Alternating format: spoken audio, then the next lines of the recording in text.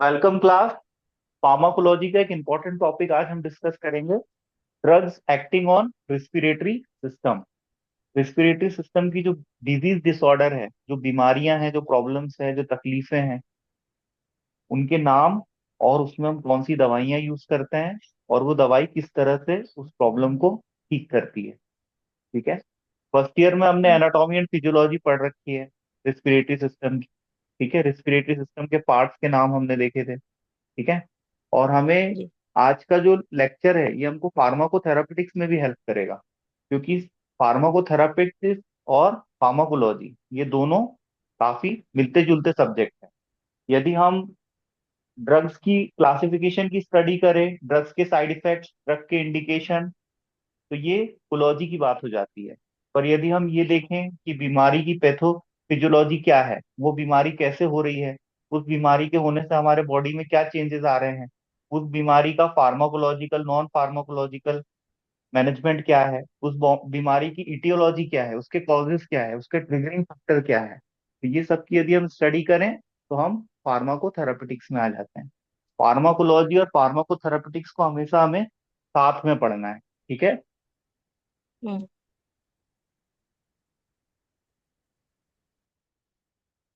हमें physiology of breathing समझना बहुत जरूरी है। ठीक है, ये हम ऑलरेडी पढ़ चुके हैं, इसको जस्ट हम सुपरफिशियली रिवाइज करेंगे। देखिए, इंसान के जिंदा रहने के लिए सबसे ज्यादा जरूरी क्या है? उसका सांस श्योर लेना, ऑक्सीजन। ब्रीदिंग। सांस लेना, यस। है ना। ब्रीदिंग बना होता है इनहेल और एक्सहेल से। इनहेल मतलब होता है सांस लेना, एक्सहेल मतलब होता है सांस छोड़ना। और हम 24/7 सांस लेते हैं। जब हम सोते हैं तब भी, किसी काम को करते हैं तब भी, तो ये सबकॉन्शियसली चलता है। ठीक है। ये हमारे सेंट्रल नर्वस सिस्टम में एक पार्ट मैंने आपको पढ़ाया था ब्रेन का, मेडुला ऑब्लंगाटा। तो मेडुला ऑब्लंगाटा को हम ब्रीदिंग कंट्रोल सेंटर बोलते हैं। ये हमारी ब्रीदिंग को कंट्रोल करता है। ठीक है। नॉर्मली हम 1 मिनट में कितनी ब्रीदिंग लेते हैं? 15 से 17 टाइम। है ना। 10 मतलब 15 to 17 टाइम्स हम ब्रीद करते हैं इन अ मिनट। और हमारी ब्रीदिंग फास्ट हो जाएगी यदि हम रनिंग करेंगे, ट्रैकिंग करेंगे, हम्म, कोई भी एक्सरसाइज करेंगे, तो उससे हमारी ब्रीदिंग फास्ट हो जाती है।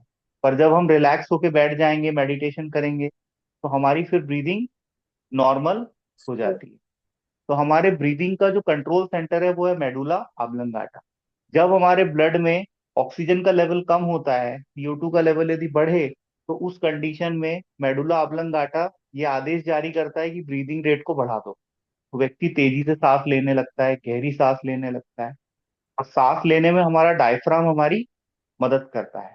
ठीक है।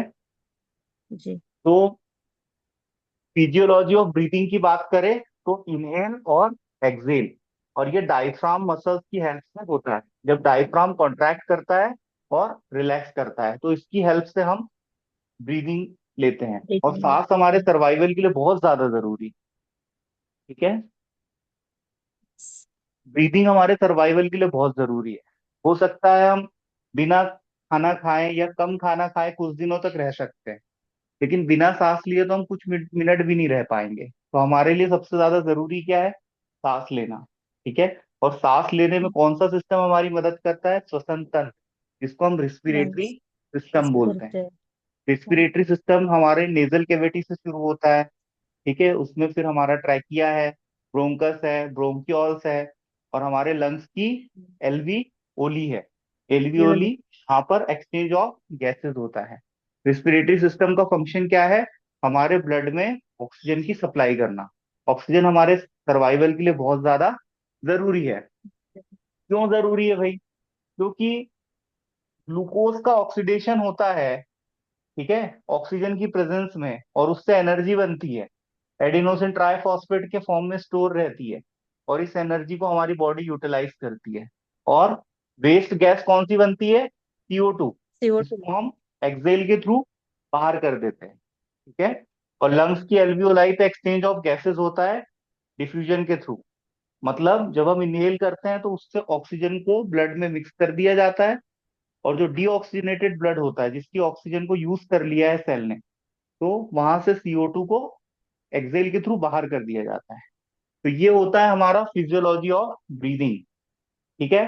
तो यहाँ तक आपको चीजें हम्म, क्लियर है, ये आपको हेल्प करेंगी रिस्पिरेटरी सिस्टम से संबंधित जो बीमारियां हैं, उनके लक्षण, उनके ट्रीटमेंट हम्म, को समझने में ये बेसिक्स आपकी मदद करेगा, इसलिए मैं आपको इसको रिवाइज करवा रहा हूँ। ठीक है। ब्रीदिंग का कंट्रोल यस। सेंटर क्या होता है? मेडुला आब्लंग अब गाटा। ठीक है। और हमारे रिस्पिरेटरी सिस्टम का प्रोटेक्टिव मैकेनिज्म क्या होता है, ये हमें कैसे प्रोटेक्शन प्रोवाइड करता है? देखो, हमारे रिस्पिरेटरी सिस्टम की शुरुआत हमारे नोज से होती है। नोज हमारा एक सेंस ऑर्गन है, स्मेलिंग का भी हमें जी। सेंस करवाता है। नोज के अंदर म्यूकस मेम्ब्रेन होती है, हेयर्स होते हैं।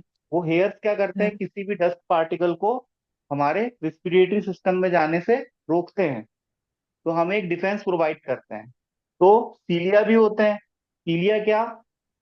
Small tiny hair like projection होते हैं, जो कि डस्ट पार्टिकल को या किसी माइक्रोब को हमारे रोक रिस्पिरेटरी सिस्टम में जाने से रोकते हैं, क्योंकि रोकते इससे हैं। हमें इन्फेक्शन हो सकता है ना? इन्फेक्शन तो किसी भी सिस्टम में हो सकता है। कि इन्फेक्शन किसको प्रभावित करता है? सेल को प्रभावित करता है ना? और सेल तो हमारे हर बॉडी सिस्टम में है। जो हमने 10 बॉडी सिस्टम पढ़े हैं, उन सब में सेल होता है ना? सेल से टिश्यू बनता है, टिश्यू से ऑर्गन बनता है, और फिर उससे जी। ऑर्गन सिस्टम और पूरे 10 सिस्टम से हमारी बॉडी का कंपोजिशन हुआ है। तो इन्फेक्शन सेल को हो सकता है। तो ये जो माइक्रोब्स हैं, ये हमारे रिस्पिरेटरी सिस्टम में भी तो इन्फेक्शन कॉज कर सकते हैं। उसको हम क्या बोलते हैं? Yes sir. Respiratory track infection, RTI. Respiratory track infection, तो इन्फेक्शन। आरटीआई कॉज कर सकता है। तो सीलिया है, म्यूकस है ना? ये क्या करता है? डस्ट पार्टिकल को और माइक्रोब्स को हमारे रिस्पिरेटरी सिस्टम में नहीं जाने देता। कफिंग है, स्नीजिंग है, छींकना, खांसना। यदि कोई भी हम्म, एलार्जन या कोई एंटीजन या कोई पार्टिकल या कोई पॉलन ग्रेन, ऐसी चीजें हमारे रिस्पिरेटरी सिस्टम में आ जाती हैं, तो वो एलर्जी कॉज करती है, इरिटेट करती है हमारे रिस्पिरेटरी सिस्टम की इंटरनल वॉल को। और उस इरिटेशन की वजह से एक रिफ्लेक्स आता है, जिसकी वजह से हम छींकते और खांसते हैं। तो खांसना और छींकना एक्चुअली हमारे रिस्पिरेटरी सिस्टम का एक डिफेंस मैकेनिज्म है, जिससे हमारे रिस्पिरेटरी सिस्टम से उस चीज को बाहर निकालने की कोशिश की जाती है। ठीक है। कफिंग तो यस कभी सर। आपको हुई होगी, स्नीजिंग भी हुई होगी, छींकना खांसना एक आम बात है ना? तो ये जो यस छींकना सर। और खांसना है, रिस्पिरेटरी सिस्टम में ठसका लगा होगा कभी आपको, है ना? कभी क्या होता है, टीवी देखते हैं, खाना खाते हैं, बातें करते हैं, खाना खाते हैं, हंसते हैं, इमोशंस इमोशंस में रहते हैं और खाना खाते हैं, तो उस बीच में ठसका लग जाता है। तो ठसका लगता है तो हमें क्या होता है? रिस्पिरेटरी सिस्टम में यदि गलती से भी कोई सॉलिड पार्टिकल चला गया, है ना? क्योंकि गला, ये जो हमारा गले का रीजन है, यहाँ से हमारी फूड पाइप और वाइंड पाइप, मतलब हवा की वाटर। नली, वो दोनों हाँ। जाती है अंदर, है ना? तो जीआई ट्रैक्ट का काम है कि वो सॉलिड पार्टिकल को अंदर ले, मतलब फूड को, है ना? और हवा जी। को अंदर लेने की व्यवस्था क्या है? Respiratory system. रेस्पिरेटरी तो ट्रैक। रिस्पिरेटरी सिस्टम में खाना चला गया, चावल का दाना चला गया, तो ठसका लगेगा, यस सर। है ना? क्योंकि रिस्पिरेटरी हाँ। सिस्टम आपका फूड के लिए थोड़ी ना बना है, वो किसके लिए नहीं बना है। है? हवा के लिए बना है। तो हवा। उसमें यदि हवा जाएगी तो ठीक। और कोई भी यदि सॉलिड पार्टिकल, एलार्जेंट, डस्ट, माइक्रोब, कुछ भी यदि जाएगा, तो फिर हमें खांसी आएगी, थ्रोट में हमारे हो सकता है थोड़ा सा ईचिंग हो, है ना? जिसको हम हाँ। श्योर थ्रोट कहते हैं। और छींक भी आ सकती है हमें। आपने देखा होगा, नाक में यदि आप कोई भी छोटा सा हेयर का ऐसे ऐसे करोगे ना, थोड़ा सा मसाज, तो आपको हम्म। छींक आ जाएगी। आती है ना? यस सर, तो वो आती है। क्यों आती है? क्योंकि हमारी नोज काफी सेंसिटिव होती है अंदर से। तो जब भी कोई एलार्जन अंदर आता है, वो कफिंग और स्नीजिंग के थ्रू उस इरिटेंट को एक्सपेल आउट किया जाता है, मतलब बाहर निकाला जाता है। और यदि कोई माइक्रोब आएगा तो हमारा इम्यून सिस्टम भी एक्टिवेट हो जाएगा। ठीक है। जी। इम्यूनिटी भी हम पढ़ चुके हैं, इम्यूनिटी के टाइप्स पढ़ हाँ। चुके हैं, इम्यून सेल्स के यस बारे सर। में पढ़ चुके हैं, डब्ल्यूबीसीएस के जो टाइप्स होते हैं, ये इम्यून सिस्टम का सेल है ना? हम्म, डब्ल्यूबीसीएस में हमने क्या पढ़ा था? व्हाइट ब्लड सेल्स का क्लासिफिकेशन, ग्रेन्युलोसाइट्स है, ग्रेन्युलोसाइट्स, आप लोग रिवीजन किया करो, तभी आपको आगे की हाँ। चीजें समझ में आएगी। तो इम्यून सिस्टम हमारा एक्टिवेट हो जाता है, किसके आने से? एंटीजन के आने से, या किसी एलर्जन के आने से जो एलर्जी कॉज करे। ठीक है। तो एलर्जी की वजह से हमें एलर्जिक रेनाइटिस हो जाता है। आपने देखा होगा कई बार हमें सर्दी खांसी हो जाती है, आंखों में से पानी आता है, रेडनेस, ये सब हमारी बॉडी के रिस्पॉन्सेज होते हैं। ठीक है। यस जो सर। हमें ये शो करते हैं कि something is going wrong with this system. ठीक है, जैसे किसी व्यक्ति को डायरिया हो गया, मतलब हो सकता है उसके स्टमक में इन्फेक्शन हो गया हो, इसलिए उसको डायरिया हो रहा है, या उसको वोमिटिंग हो रही है, उसने कुछ ऐसा खा लिया जो उसका जीआई ट्रैक एक्सेप्ट नहीं कर रहा है ना, लीवर एक्सेप्ट नहीं कर रहा है उस चीज को, तो उस केस में उसको नोजिया और वोमिटिंग की रिफ्लेक्स आएगी। ठीक है, सीटीजेड सेंटर से। तो ये है हमारा रिस्पिरेटरी सिस्टम का प्रोटेक्टिंग एक्शन, जो हमें बचाता है। ठीक है, शॉक हम बाद में डिस्कस करेंगे, ठीक है, वो भी इसी से एसोसिएटेड है।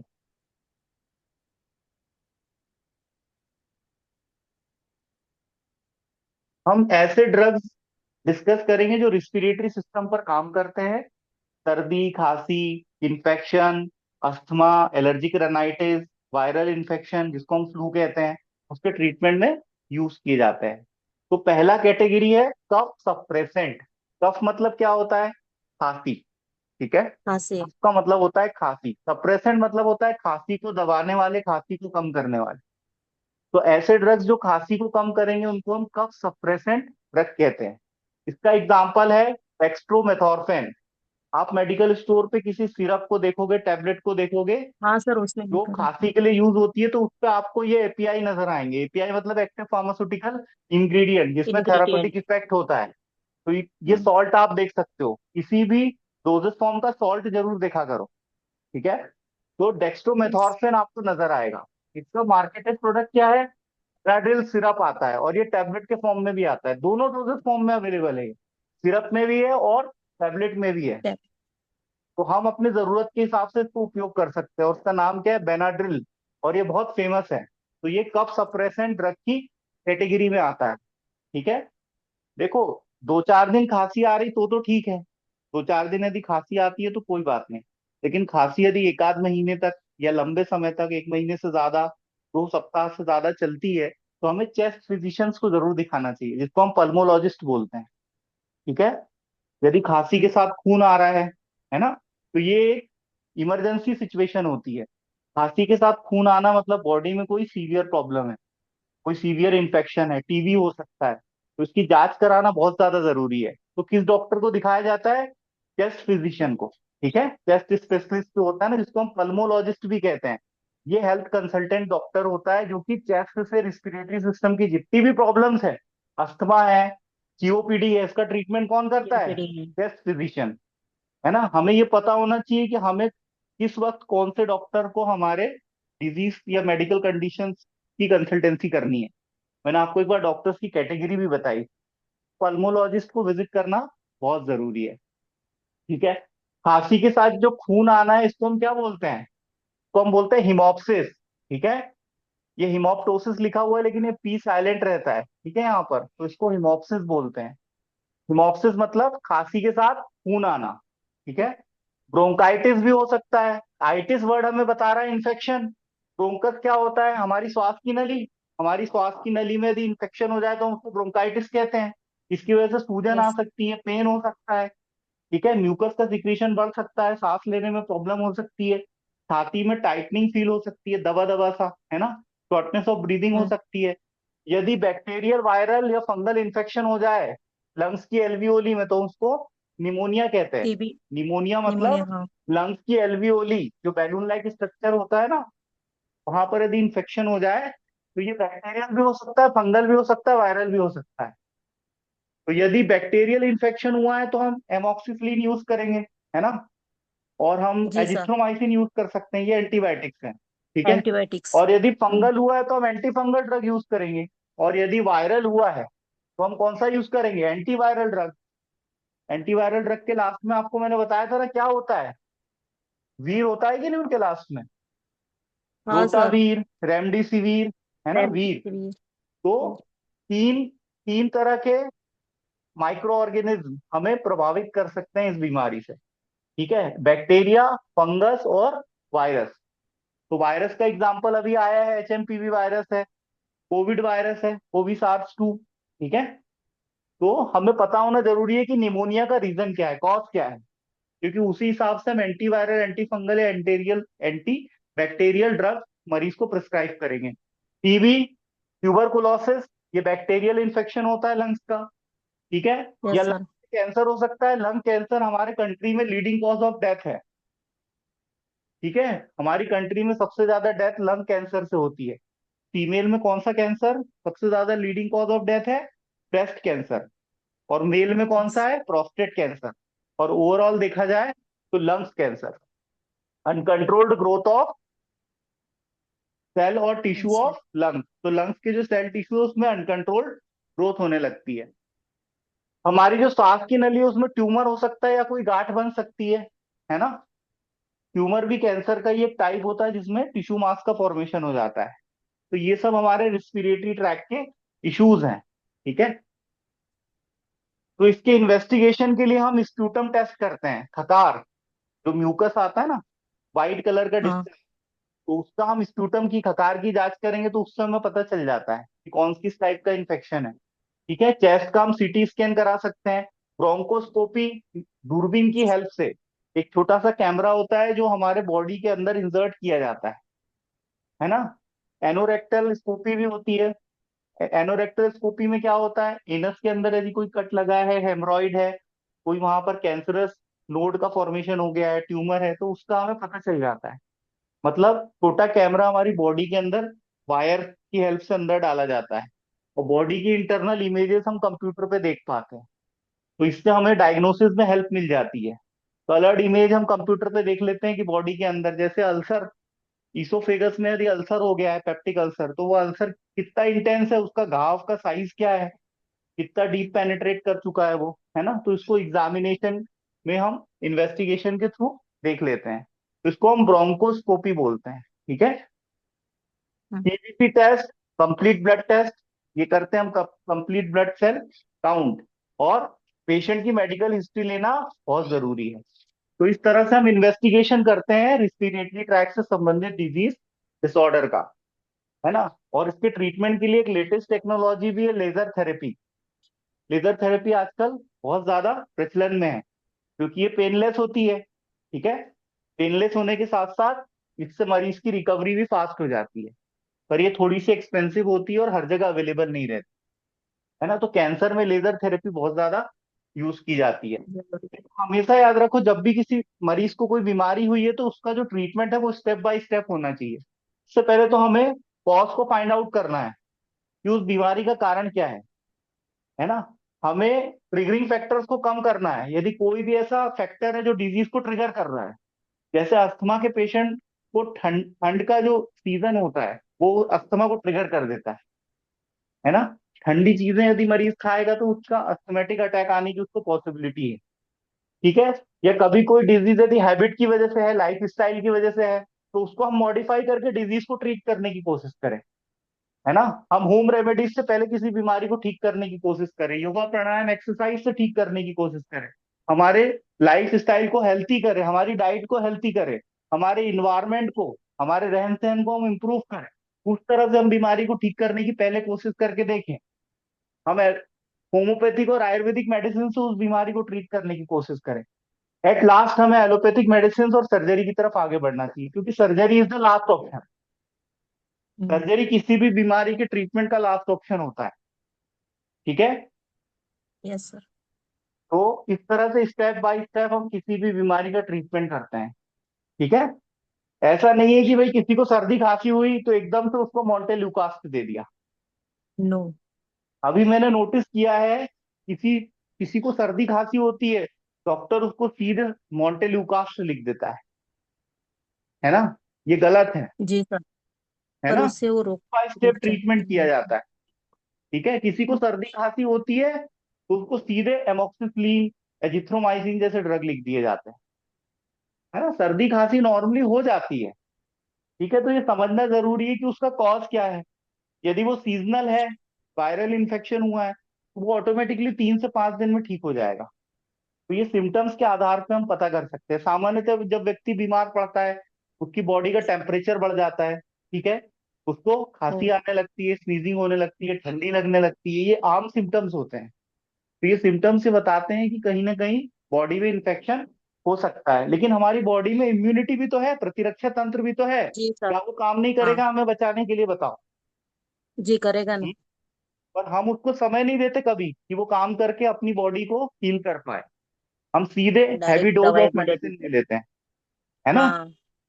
तो ये सही नहीं है। ठीक है, हमें हमारे स्वास्थ्य का ध्यान रखना बहुत जरूरी है। हमें कभी भी ओवर कंजप्शन ऑफ मेडिसिन नहीं करना है।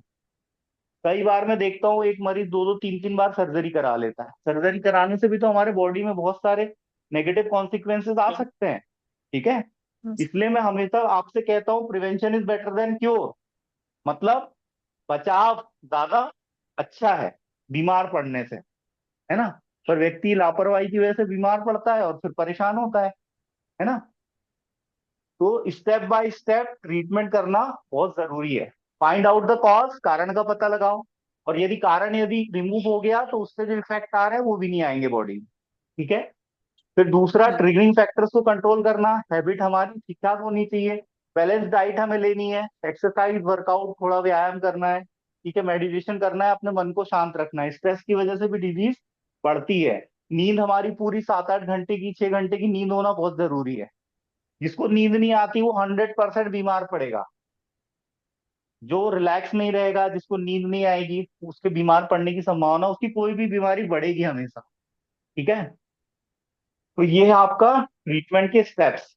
अब रिस्पिरेटरी सिस्टम के प्रॉब्लम के नाम: asthma, COPD, COPD, allergies, allergy. खांसी, है ना, कफ जिसको हम बोलते हैं कफी, हाँ, और आरटीआई मतलब रिस्पिरेटरी ट्रैक इन्फेक्शन। सीओपीडी का फुल फॉर्म क्या है? Chronic obstructive pulmonary chronic obstructive disease. Pulmonary disease. हाँ तो ये रिस्पिरेटरी सिस्टम की कॉमन प्रॉब्लम्स है। एलर्जिक रेनाइटिस भी है, ठीक है, निमोनिया भी है, टीबी भी है ना। तो ये रिस्पिरेटरी सिस्टम की बीमारियां हैं। अब इसमें हम कौन से ड्रग्स यूज करते हैं, ये बहुत इंपॉर्टेंट है। पहला कैटेगरी है ब्रोंको डायलेटर। ब्रोंकस क्या होती है? हमारे हवा की नली। हवा की नली जी सर। यदि हमारी सिकुड़ जाए सुपर। तो हम सांस ले पाएंगे हाँ, क्या? नहीं सर। नहीं। तो उस हवा की नली को हमें फैलाना पड़ेगा। तो इसके लिए हम कौन सा ड्रग यूज करेंगे? Bronchodilator. सॉल्वेटमॉल। अच्छा, है ना, हाँ। ब्रोंको हाँ, डायलेटर में एग्जांपल है आपका सॉल्ब्यूटेमॉल, टर्ब्यूटालीन। ठीक है। ये क्या होते हैं? बीटा एगोनिस्ट होते हैं। बीटा क्या है? कल भी बताया था। अल्फा और बीटा क्या है सर ये? एड्रेनर्जिक, एड्रेनर्जिक के। एड्रेनर्जिक रिसेप्टर है। तो हम एड्रेनर्जिक हाँ रिसेप्टर सर। के एगोनिस्ट यूज करते हैं। ठीक है। जी। सॉल्ब्यूटेमॉल हाँ, और टर्ब्यूटालीन ये क्या करते हैं? हमारे ब्रोंकस को, ब्रोन। हमारी हवा की नली को डायलेट कर देते हैं, चौड़ा कर देते हैं, फैला देते हैं। आसानी से हाँ हवा हमारे लंग्स में जा पाती है। और मैंने आपको बताया हवा यदि हमारे लंग्स में नहीं जा पाएगी तो दम घुटेगा और मरीज की जान चली जाएगी। है ना। 2-3 मिनट हाँ भी हम बिना हवा के नहीं रह पाएंगे। आप कभी प्रैक्टिकल करके देखना, अपनी नाक को बंद कर लेना, सांस मत लेना, आपको 1 मिनट में कितनी टन होने लगेगी। हाँ क्योंकि सर। बिना ऑक्सीजन के हमारा सर्वाइवल पॉसिबल ही नहीं है। नहीं हो। ठीक है, तो हम ब्रोंको डायलेटर ड्रग यूज करते हैं, सॉल्ब्यूटेमॉल, टर्ब्यूटालीन। और ये क्या करते राइट। हैं? ये बीटा एगोनिस्ट होते हैं और ये शॉर्ट एक्टिंग कैटेगरी में आते हैं। ठीक है, मतलब इनका प्रभाव बहुत लंबे समय तक नहीं रहता। ड्रग को क्लासिफाई किया गया है, किसी और वीडियो में हम डिस्कस करेंगे, short acting, intermediate acting, long acting, है ना, उनके एक्शन हम्म। ऑफ ड्यूरेशन के आधार पे। भी आप इतना याद रख लो, ये शॉर्ट एक्टिंग के एग्जाम्पल। लॉन्ग एक्टिंग का एग्जाम्पल क्या है? सॉल्मेटेरॉल और फॉर्मेटेरॉल। ये ड्रग का क्लासिफिकेशन बहुत इंपॉर्टेंट है। फार्माकोलॉजी में जो ड्रग का क्लासिफिकेशन लिख के आएगा वही पास हो पाता है। और ड्रग की क्लासिफिकेशन आपको याद करना पड़ेगा, प्रैक्टिस करना पड़ेगा। रिवीजन से धीरे धीरे याद होंगे। ठीक है। तो जी सर। ब्रोंकोडायलेटर आपको समझ में आ गया। दोज हाँ drugs sir. Which dilate the bronchus used in treatment of respiratory disease and disorder, it's called bronchodilator. ठीक है। नेक्स्ट कैटेगरी है एंटीकोलिनर्जिक ड्रग्स। इसका एग्जांपल है इप्राट्रोपियम ब्रोमाइड। इप्राट्रोपियम ब्रोमाइड, ये जो ड्रग है ये एंटीकोलिनर्जिक है। एस्टाइल कोलिन के बारे में मैं आपको पढ़ा चुका हूँ। फर्स्ट ईयर में आपने जी, फार्मास्यूटिकल मस्कैरलिक और केमिस्ट्री में पढ़ा निकोटिन। है। कोलिनर्जिक हाँ। Drug, anticholinergic drug, adrenergic drug, anti adrenergic drug, है ना। सिंपेथोमिमेटिक ड्रग, सिंपेथोलाइटिक ड्रग, है ना, पैरासिम्पेथोमिमेटिक ड्रग और पैरासिम्पेथोलाइटिक ड्रग। तो ये फर्स्ट ईयर में हम पढ़ चुके हैं। ठीक है। एंटीकोलिनर्जिक ड्रग्स का एग्जांपल इप्राट्रोपियम ब्रोमाइड। फॉस्फोडाइस्टरेज इनहिबिटर, ये हमने कल भी पढ़े थे। Drugs acting on cardiovascular system. ठीक है। तो हमने वहां पर यस सर। सिल्डाफिल जैसे, टेडालाफिल जैसे ड्रग्स देखे थे। लेकिन इसका एक ड्रग और है, एमिनोफाइलिन, है ना, और थियोफाइलिन। तो ये जो दोनों ड्रग है ये मिथाइल एंथिन डेरिवेटिव होते हैं और ये वीक ब्रोंकोडायलेटर की तरह काम करते हैं। ठीक है। और ये हमारे सेंट्रल नर्वस सिस्टम पे भी इफेक्ट देते हैं। एमिनोफाइलिन जो ड्रग होते हैं ये सीएनएस स्टिमुलेंट भी होते हैं, मतलब हमारे ब्रीदिंग सेंटर को स्टिमुलेट करते हैं, जिससे हमारी ब्रीदिंग थोड़ी इंप्रूव होती है, हमारी ब्रीदिंग फास्ट हो जाती है। तो फॉस्फोडाइस्ट्रेस इनिबिटर जिसमें आता है आपका थियोफाइलिन, एमिनोफाइलिन, ये मिथाइल xanthine डेरिवेटिव्स होते हैं और वीक ब्रोंकोडायलेटर की तरह काम करते हैं।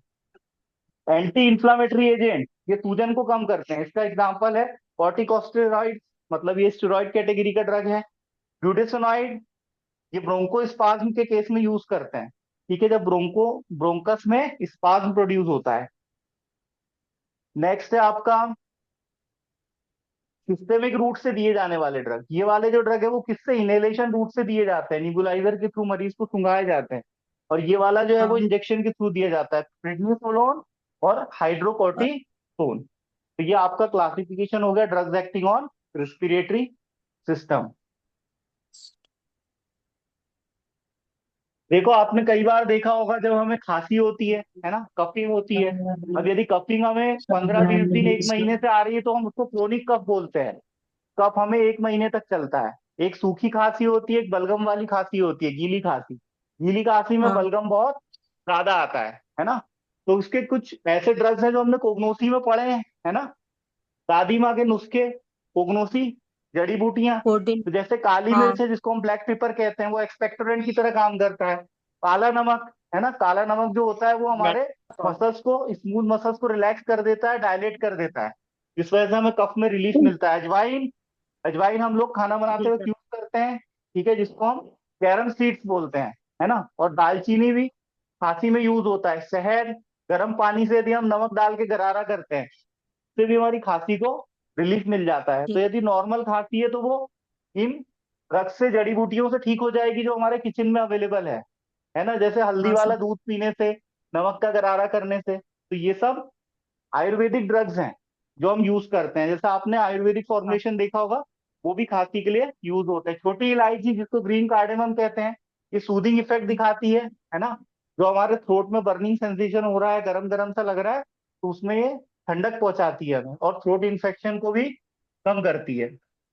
अदरक जिसको हम जिंजर बोलते हैं, एंटी इंफ्लामेटरी प्रॉपर्टी, सूजन को कम करेगी। सूजन की वजह से हमारी हाँ सर। श्वास की नलियां सिकुड़ जाती है और सांस लेने में बिल्कुल। प्रॉब्लम होती है। जब भी किसी को खांसी आती है ना, तो खांसी के दौरान किसी को भी स्मोकिंग नहीं करना चाहिए। स्मोकिंग हमेशा खांसी को बढ़ाती है। और हमें खट्टा खाना बंद कर देना चाहिए जब हमारी आयुर्वेदिक मेडिसिन चलती है, किसी भी प्रकार का हम होम रेमेडीज लेते हैं, क्योंकि खट्टा क्या करता है, उनके प्रभाव को कम कर देता है। बढ़ा और दे। हमें ठंडी चीजें नहीं खानी है। जब मौसम बदलता है तब हमारे खांसी होने की पॉसिबिलिटी बढ़ जाती है। ये जब हमारा लंबे समय तक पेट खराब है, एसिडिटी हो रही है, जीईआरडी, गैस्ट्रोइसोफेजियल रिफ्लक्स डिजीज, तो उस केस में क्या होता है, खांसी हमें आने लगती है। ठीक है। और जब भी हम दवा खाते हैं ना, कोई भी हम मेडिसिन खा रहे हैं, तो हमेशा गुनगुने पानी के साथ, ल्यूक वार्म वाटर जिसको हम कहते हैं, के साथ हमें दवाई खाना चाहिए। और यदि हमें एक महीने तक खांसी आ रही है तो हमें क्षय रोग हो सकता है, टीवी। टीवी एक यस सर। बैक्टीरियल इन्फेक्शन होता है, इसमें लगातार खांसी बनी रहती है। एंटीबायोटिक के बिना ये ठीक नहीं होगा। इसमें बुखार आता है, थकावट होती है, खांसी के साथ मरीज को खून आता है। तो ये इसके लक्षण है। एलर्जी की वजह से भी खांसी हो सकती है, इन्फेक्शन की वजह से खांसी हो सकती है, फ्लू, डस्ट की। पॉल्यूशन की वजह से खांसी हो सकती है, डस्ट की वजह से खांसी हो सकती है ना। तो खांसना जो है ठीक। वो हमारे प्रतिरक्षा तंत्र की एक प्रतिक्रिया होती है, एक कफ रिफ्लेक्स आता है ब्रेन से। लेकिन लंबे समय तक यदि बना है तो हमें डॉक्टर से ट्रीटमेंट करवाना और फिजिशियन से एडवाइस लेना बहुत ज्यादा जरूरी है। और एसिडिक फूड हमें नहीं खाना है, ठीक है, ऐसा फूड जिसमें, जो एसिडिटी को बढ़ाता हो।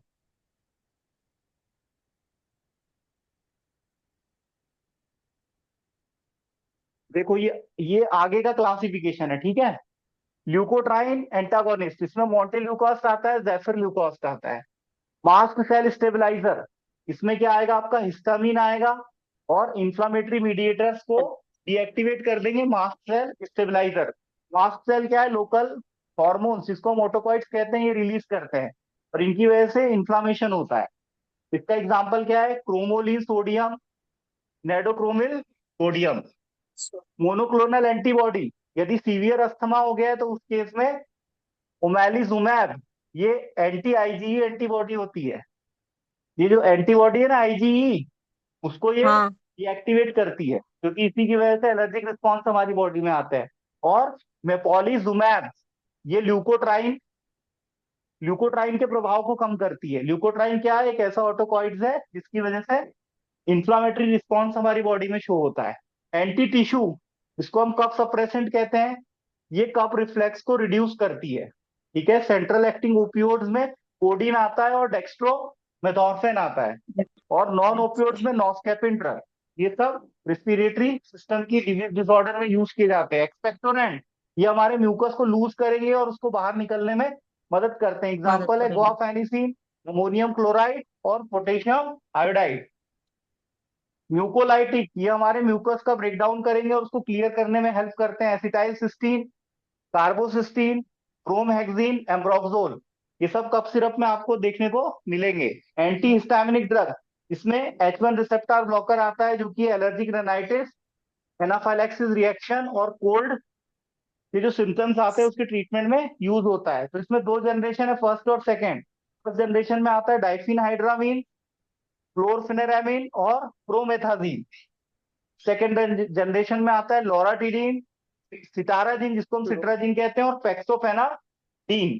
तो ये आपका कंप्लीट क्लासिफिकेशन हो गया drugs acting on respiratory respiratory system. Respiratory tract. हाँ। कभी कभी क्या होता है, हमारे नाक ब्लॉक हो जाती है तो हम नेजल डिकंजेस्टेंट भी यूज करते हैं। ठीक है, ये यस। नेजल ड्रॉप के फॉर्म में भी आता है। तो यदि एलर्जिक रेनाइटिस हो गया है या कोल्ड हो गई है, ठंडी की वजह से सर्दी खांसी हो गई है, तब ये यूज किए जाते हैं। फेनिल फेनिल इफ्रीन, जाइलोमेटाजोलिन और ऑक्सीमेटाजोलिन। और जोलिन। रिस्पिरेटरी स्टिमुलेंट की कैटेगरी में आते हैं कैफीन, टोक्साप्राम और थियोफाइलिन। ये हमारे सेंट्रल नर्वस सिस्टम को स्टिमुलेट करते हैं, जिस वजह से हमारी ब्रीदिंग और फास्ट हो जाती है।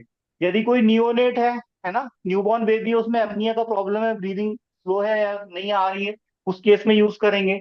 या ड्रग के ओवरडोज की वजह से ब्रीदिंग स्लो हो रही है, तो उसमें सीएनएस स्टिमुलेंट यूज करते हैं। निमोनिया आपको मैंने बताया था, इन्फ्लामेशन ऑफ एल्वियोलाई, इसकी वजह से होता है, ये स्ट्रेप्टोकोकस की वजह से होता है ना। और इन्फ्लुएंजा और कोविड, कोविड का जो वायरस है, इसकी वजह से भी निमोनिया हो सकता है। इसके सिम्टम्स क्या है? बुखार, ठंडी लगेगी, स्प्यूटम की जांच से कंफर्म हो सकता है, ये चेस्ट में पेन होगा और शॉर्टनेस ऑफ ब्रीदिंग हो जाएगी। ट्रीटमेंट क्या है? एंटीबायोटिक में एमोक्सिसिलिन और एजिथ्रोमाइसिन लेंगे। एंटीवायरल में आपका एंटीवायरल ड्रग दे सकते हैं।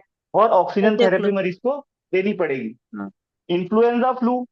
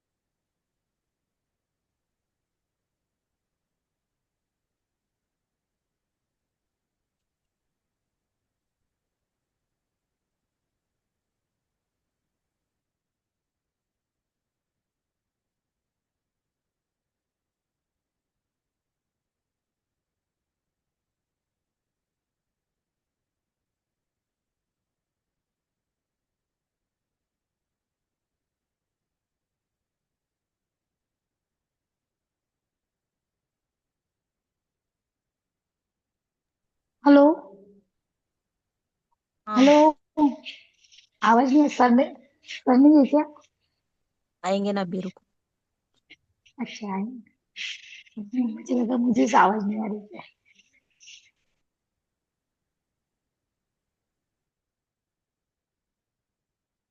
कहाँ पर थे हम लोग?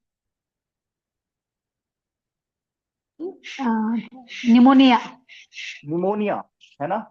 निमोनिया में इन्फ्लामेशन हो जाता है एल्वियोलाई में। ठीक है, और ये स्ट्रेप्टोकोकस की वजह से होता है। स्ट्रेप्टोकोकस एक बैक्टीरिया है जो हमारे रिस्पिरेटरी ट्रैक्ट पे अटैक करके निमोनिया कॉज करता है। बुखार आएगा, खांसी, थकार आएगी, है ना। इसका ट्रीटमेंट में एंटीबायोटिक यूज करते हैं, मॉक्सिसिलिन और एजिथ्रोमाइसिन। इन्फ्लुएंजा, जिसको हम फ्लू भी कहते हैं, ये वायरल इन्फेक्शन होता है। ठीक है, डर आता है। तीन टाइप के वायरस होते हैं, इन्फ्लुएंजा ए, बी और सी। सिम्टम्स क्या है इसके? सोर थ्रोट फीवर मतलब आती है। गले में क्या हाँ। होगा? गरम गरम सा लगेगा। फीवर आएगा, ठंडी लगेगी। ठीक है, बॉडी में एक होगा, बॉडी में पेन होगा, खांसी आएगी।